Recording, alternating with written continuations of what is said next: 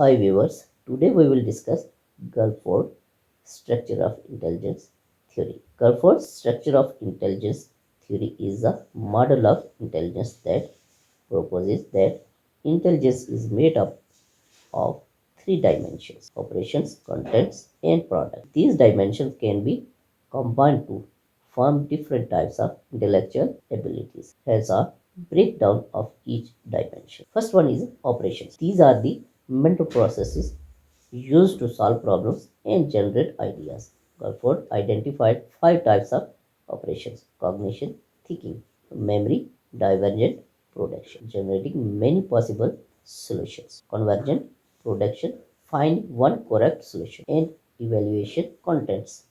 These are the materials or information on which the operations. Gulford identified six types of contents: visual, spatial, auditory, verbal, symbolic, numerical, semantic, meaningful, behavioral, motor skills, and figural nonverbal. Third one is products.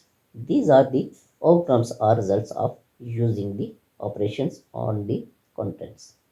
Gulford identified five types of products: units, single responses; classes, groups of responses; relations, relationships between responses; system, multiple relationships; and transformation, changes in form. Gulford believed that intelligence could be described in terms of the combination of these three dimensions, resulting in 180 different intellectual abilities. For example, a person may have strong divergent production skills in the visual content area, resulting in a talent for generating creative solutions to visual problems. This theory has been applied in educational psychology to help teachers design instruction and assessments that target types of intellectual abilities.